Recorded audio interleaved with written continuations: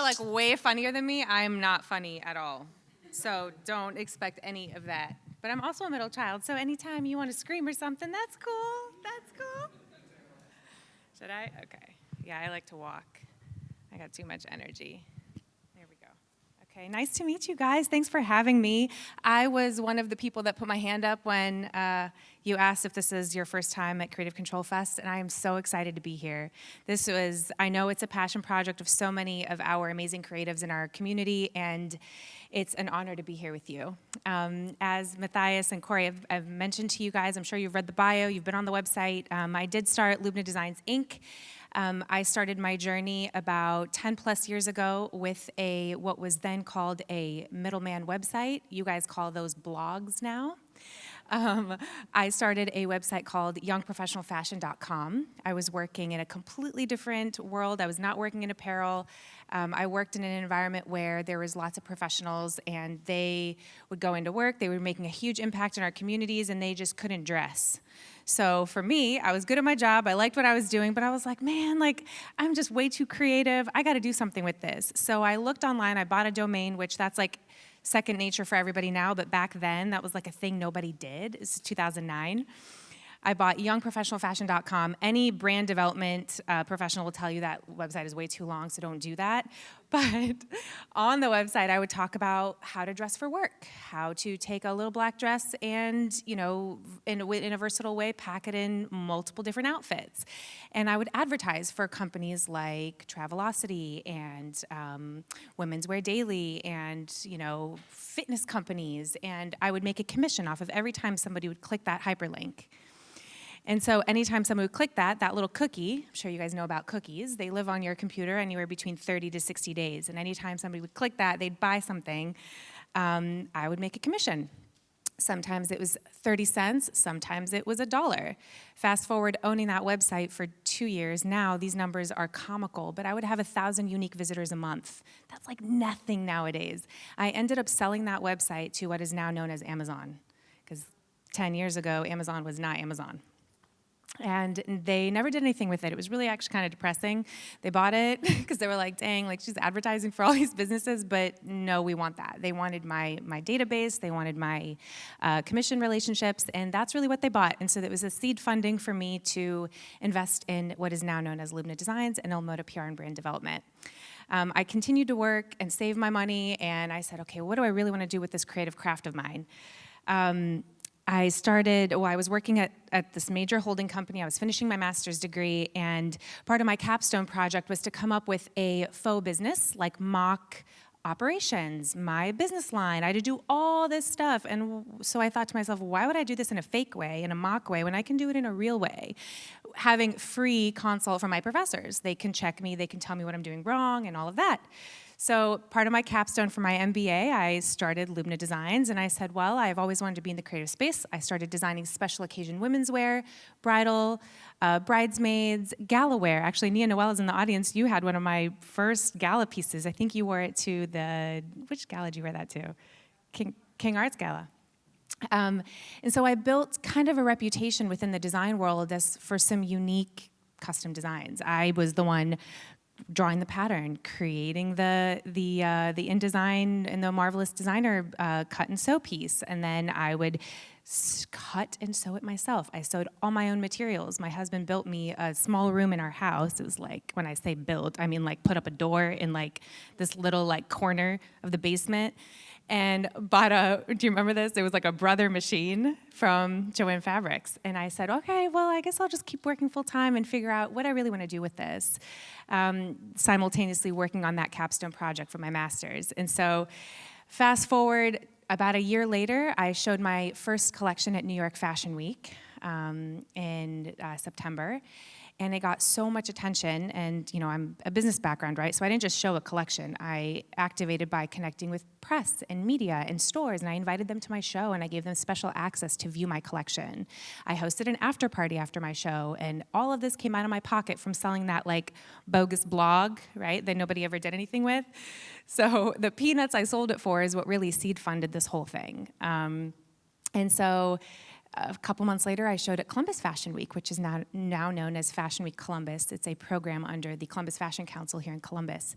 And the evolution of the brand just took so many turns. We started to create a ready-to-wear line. I hired 2 full-time designers that would help me just really perfect the craft, and it was no longer just me working for it. I left my full-time job about a year and a half later, and I've been doing that full-time ever since then. I say, I have a lot of people ask me now, like, well, how did you fund it? I'm like, well, I wasn't stupid. I didn't just walk away from a almost 6-figure job to just working at a coffee shop to fund this operation. I saved enough money to make it happen. I created sort of a plan, and I told myself, if this isn't lucrative in 2 years, I'm out, I'm back to work. We'll figure it out some other way, right? I created sort of a phase-by-phase program for myself so that I wasn't changing my lifestyle and putting my family out. And so that was my plan. I said, all right, wing it, girl, do it. My husband was like, if you don't do this now, you will forever resent yourself and me for not pushing you to do this. And I'm like, all right, well, I guess I'm just gonna do this. And I was so scared. The day I put in my 2 weeks notice at this major company, I was so scared that the next week my calendar wouldn't be full. I know that sounds really silly, but when you're so busy and you got all these meetings on your calendar all the time, and then all of a sudden you wake up Monday morning, you're like, ooh, it's 10 o'clock. I got nothing. It's just a different way to think. It's a different way to, operate your day to day. And so there are these little notebooks on your chairs. That's a gift from me to you. It has my contact information there as well. But these little notebooks are sort of, not these specific ones, but versions of these notebooks are sort of what got me through manifesting my dream.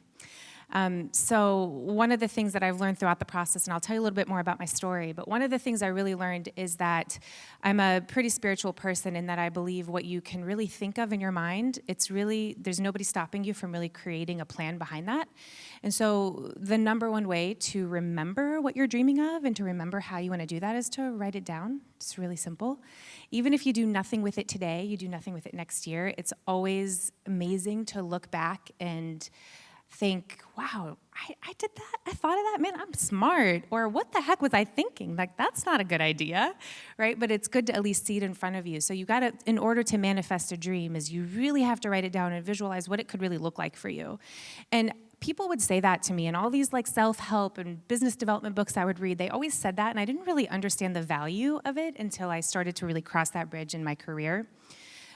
So that's something I will always say, and I will always tell people to do, is just write it down, whether you're already in your career and you own a big business or you are just dreaming and wanting to do something very different. I was talking to somebody right before I came up here about really creating something different for themselves. And so writing it down and kind of having that evolve on its own is really up to you. So let's talk about the evolution of what happened when I started LD, went to Fashion Week, showed it, came to Columbus. We have an insane design community. Do you guys know that we're number 3 in fashion designers in the country? Not number 3 in fashion, but in fashion designers. We have about 700 plus independent designers within our community. By community, I mean anywhere between 50 to 75 miles within the vicinity of Columbus. So I am the board president for Columbus Fashion Council currently. And one of the things that we work on there is really helping these brands start their business and stay in Columbus. Don't take it elsewhere. I'm one of the success stories of what it could mean when you are in a developing community like ours to keep it here and capitalize on the community relationships we have with organizations like Creative Control Fest and so many others that are really doing what we're doing here today. Sharing stories, asking questions, and kind of creating a bridge between everybody's dreams. So showed it, created a ready-to-wear collection. Within 18 months, we were in 18 stores across the country. There was a story written about it in the New York Times. It was called 18 for 18. And it was who is this random person that nobody knows about in the industry that just got her stuff in all these stores? And then here's me, on the other end of a phone, which is now something called a podcast. Then podcasts weren't a thing. It was just a radio interview, what I thought was a radio, and then they just recorded my call and then put it onto their website, right? And it was me talking about, I didn't just create cool designs, I actually reached out to people and I'm like, hey, this is why my product should go to your store. This is my target market, and it meets your pricing strategy, and it could live in your store, on your floor space, and it could sell within 60 days, and if it doesn't, I'll buy it back. So I actually created challenges for myself to actually create product that would sell in these stores, right? these things people don't know about on social media. They just see, oh, like they did a fashion show, or oh, they did this and that. And today, when in our consultancy, we talk to designers about, you don't have to share everything in your business on a day-to-day basis. Work silently, move in silence, and make an impact through that silence, right? You don't have to tell everybody everything you're doing, unless your intention is to make an impact and help that person, right? Social media, I don't know that is the space for that anymore, or I don't know that it ever was. Corey and I were just talking about that. So anyway, IL Moda brand development started when the 18 for 18 article came out, and people just started hitting me up. I had a showroom in the Short North for about 3 years, and people would say, how do I do this? How did you get in this magazine? Did I just see you in Cosmo? And all this stuff started happening, and I'm like, well, I mean, you just have to think in a business way about your brand. It can't just be about your product. It can't be about the look and the fame you're getting for it. It's really about what are you going to do with it? How are you going to make money off of it in an honest and in a way through integrity, right? So that's what IL Moda is. We take on brands. That was born because all of these different companies, these designers that were not brands or businesses at the time, would call and they would say, how did you do this? How do I get to that point? And we were giving out this quote unquote free advice, and I'm like, not doing that anymore. Let's make money. So I put a business plan behind it, and I said, all right, well, let's monetize on this advice in a way that honestly could help businesses grow. And so IL Moda was born. It's evolved ever so beautifully. So the second point I want to make is manifest and then evolve. So I went from a design business that had its crazy trials and tribulations. Don't get me wrong, it wasn't pretty. I lost $50,000 in a week one time. It was really bad. I almost quit. But I kept going. And, you make these really expensive mistakes. So when we help these businesses and we go into apparel brands, we go into activewear lines, we go into accessory businesses, and we say, what decisions are you making and how can we help you make them better? And so we're a group of 12 consultants nationally that go into businesses and we say, how can we help you? Whether it's product development, merchandising, market readiness, really perfecting the bill of materials that go into the product that you're creating, not wholesale and private labeling, but really creating a product from the ground up. And we work with a lot of celebrity labels now. We work with a lot of influencer brands, and we work with some brands that are here in our amazing community. And the PR side is, if you guys know anything about fashion, is that PR and brand development really go hand in hand. You're creating a great product and now you're taking it to market, right? Taking it to market means telling people about it in a way that would appeal to them in so many words. And then the magazine stuff comes later. All of that is like the foo-foo stuff, right? How you're really gonna get your product out there is by genuinely building something really great. And then even if it's not that great, you find the right person that would buy it and that will come back for more because it's made well, So that's what PR and brand development is. That's what IL Moda does. That's what I do now because I've since, let me rewind a little bit. I skipped this part. It was just kind of a big part. When I was building Lubna Designs, of course, we evolved into a ready-to-wear brand. We created a custom treatment of a certain type of fabric through our activewear line called LD Sport. You guys might have heard about it. It was doing a lot in our city about a couple years ago. And I ended up selling that company or that design label to a very large business in our country. Can't say who it is because I'm not allowed. But it sold last July. And so I am now on a design lock for 3 years. I personally am not allowed to put my name on anything and then sell it, but I can consult and do whatever else I need to do. But y'all wait. I got 2 more years until my design lock is out, and then I'm back to the grind because I miss the creative part of it. Like I miss feeling like, oh my gosh, I made that. Like now I'm looking at these businesses and I'm saying, wow, we made an impact in your business. We helped you grow. We helped you make more money. We helped you create great business relationships. But the creative part for me just isn't there anymore. We're helping these businesses grow. We're creating really wonderful relationships with lots of business owners, and we're connecting them back to Columbus to on some level. But I'm not creating anything right now. Like, what am I doing other than helping these businesses make the right choices for their brands, for their products? I'm not sitting here saying, let me take that fabric and make it something different, and let me go to the factory and actually cut it on, in a different way and do something else with it, right? I'm not doing that anymore. So my passion now, my next step would be to get that design lock out the door, 2 more years, 2 more Julys, and then we can, get back to the grind of creating really cool stuff. But the third part of the reason I gave you these little booklets is manifest, you evolve, and then you elevate. So you start to expect, elevate to me is, I know the theme is elevate for CCF, so elevate to me means create higher expectations for yourself. Elevate your own expectations. What do you want next? Like money isn't everything. Okay, you made money, and then what?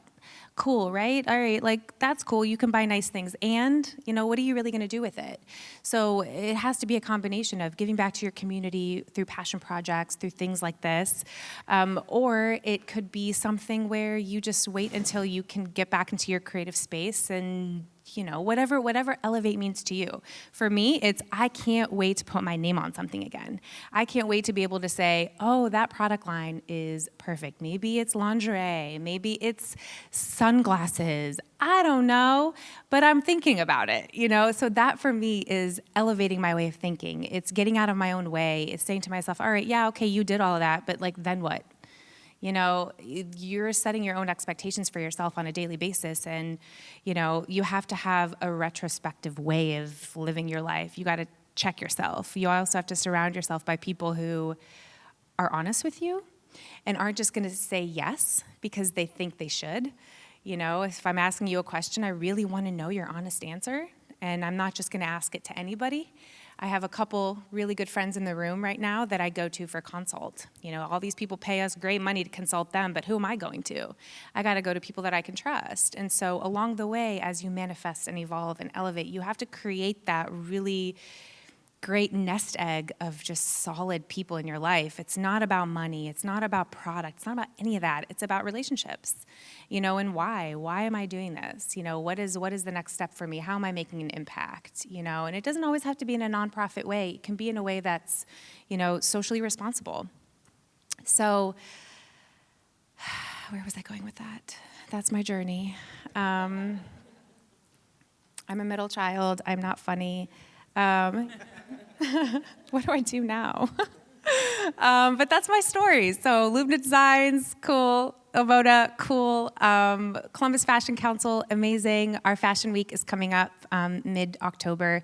For you guys that are interested in being a part of what we're doing, we have every month we have an event or two. It's a yearly program, but our big fashion week is October 13th through 19th. So our company, IL Moda, actually hosts one of the official events of the week, and I think it's the only free event, right, Nia? Nia Noel is in the room. She's the chair of the program, and she sits on our board as well. And so I think that our event's probably the only free one, but we are a nonprofit, and it's our way, it's my personal way of giving back to our community, of helping creatives grow and helping keep designers in Columbus. So if you guys are interested in connecting or doing any of that, I give you books, I give you each a business card. I'd love to hear from you. I'm not really great at texting, so don't text me probably, but you could email me, because if you want to hear something within a couple days, definitely shoot me an email. Texting, I'm the worst. I start and then I just never finish. I never hit send. So that's my spiel. That's who I am. I want to open it up to you guys and see if you have any questions, and keep it professional, but you could ask me anything. So go ahead. What was the toughest moment and what did it produce for you? Toughest moment in the business or personally? Whichever you want to answer. Wow, that's a good question, girl. That's a loaded question. There's a lot to unpack there. So what's the toughest moment? I'll give you maybe two. I think, building the business is a really tough thing to do. And when I was building this, I did not have a lot of people that had done it around me for me to really ask the right questions. So anytime I would travel or anytime I would go somewhere for a business meeting or even on a personal trip, I would try to connect with some designers in the area and just say, what are they going to do? Not respond? All right, whatever. I'm sending the email anyway, right? So I would send an email and I'd say, hey, I'm an up-and-coming designer. Can I meet with you? Can I ask you some questions? I'd love to learn about your journey, right? And I would even just on a little thing, I'd be on a trip with my family or whatever, and I would take an hour to go meet this designer if they just made time for me. It doesn't matter if they were up and coming or what they were doing. It's somebody who was further along in their process than me. And I think a lot of people are afraid to be rejected. I am not that person. I'm going to send a million emails, and if one person gets back to me, that's just enough. So that part was probably pretty hard because I'm based in Columbus. I did have a New York office for a little bit, but we ended up shutting it down. So I had more access to designers there when I was there. But growing the business was tough because I didn't have just anybody here that was like, oh, you did this, how did you do it, and where did you go from here? You know, I didn't have access to that resource. So that was a tough piece. And I would say on the personal end, a really tough piece is really just trusting people, because I think people are, not everybody, I think the world is more good than it is bad, but I think intentions are hard to see sometimes. And so when you're always putting your best foot forward, or when you believe you're putting your best foot forward, sometimes people don't always receive you the way you want to be received. And so I guess just trust of confidence. You know, I think the more successful you become, and not to say I'm successful, but I've just done a little bit, I think people start to think you're something you're not, or maybe they feel that you're not tangible. And so they just don't trust you, and you can't trust them back. So, you know, that's something tough personally for me right now is, you know, kind of keeping my personal circle very small. And I think I will always struggle in that. I don't know how other people are, but I will always struggle in kind of building my personal circle genuinely. So does that answer your question? And I thought it was really interesting when you said that, hey, there was a point where you had to start charging for your advice. Yeah. So when you did that, how did you put a value on that? So I don't know if you guys all heard, but it's the question was charging for your advice, and how did you quantify that, charging for your advice?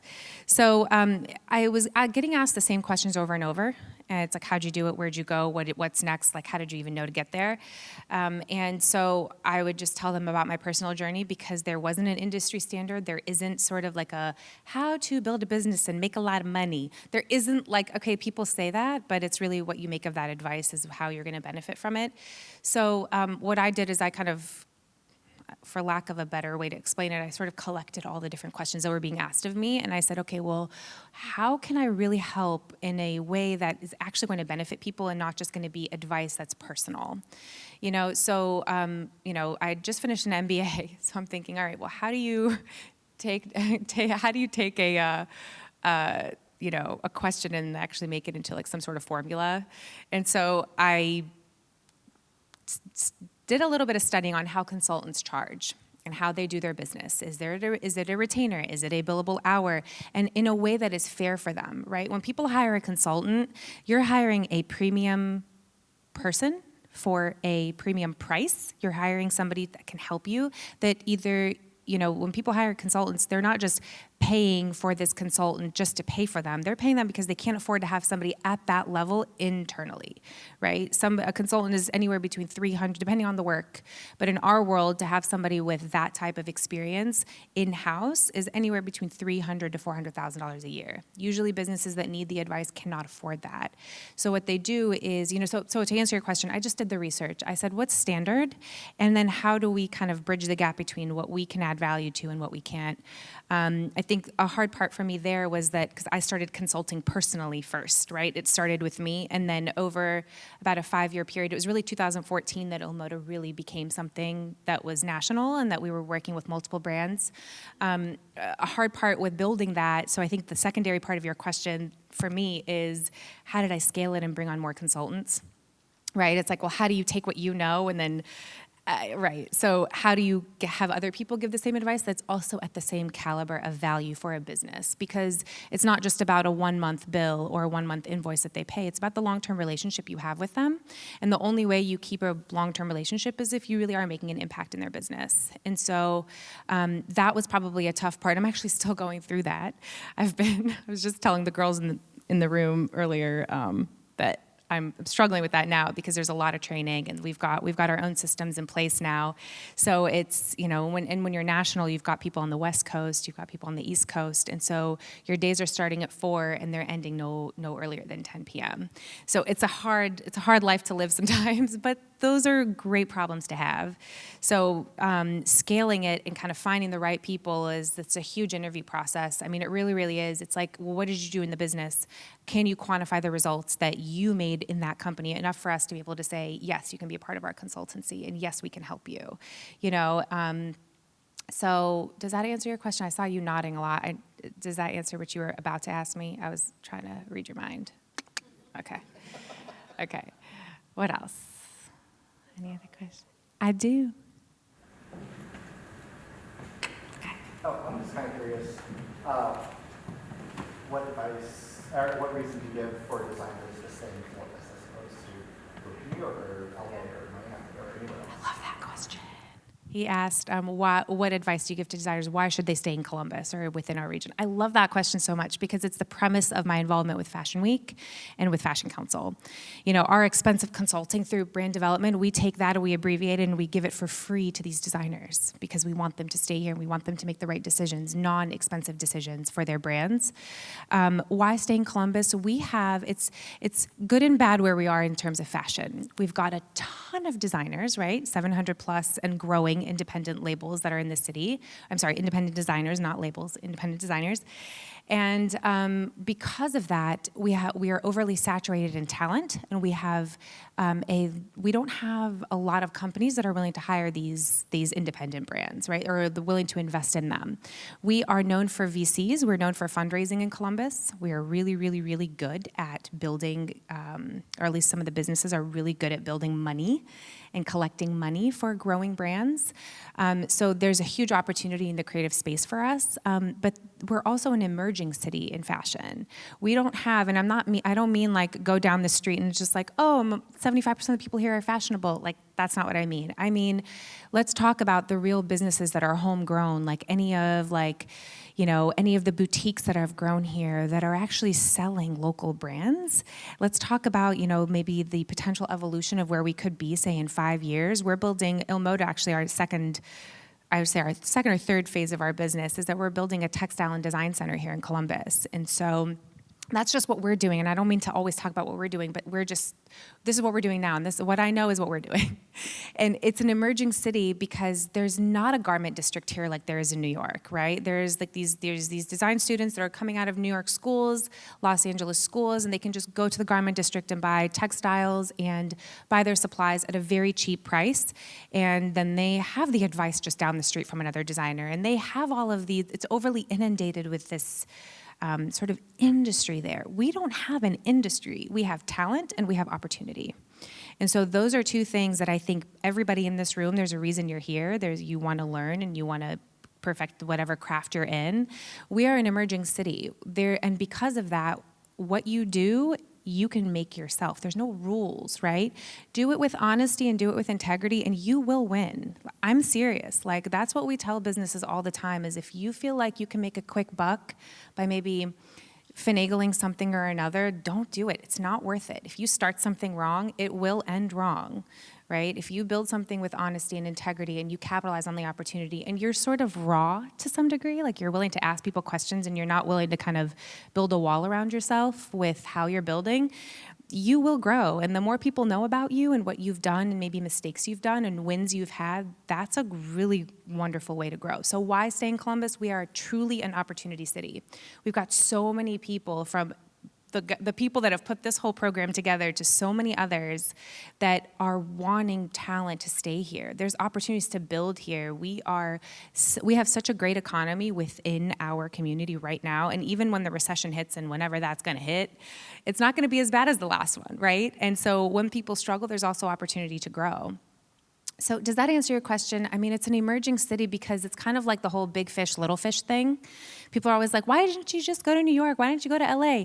Okay, well, I'm making a big impact here because I'm a fish, a bigger fish than I would be in New York. In New York, I'd just be like this little brown, like little person trying to do something, right? And people would be in my way because they are competing with me. When in reality, let me stay where I am, create some roots here, capitalize on opportunities here, and compete with myself. I'm not worried about anybody else, you know?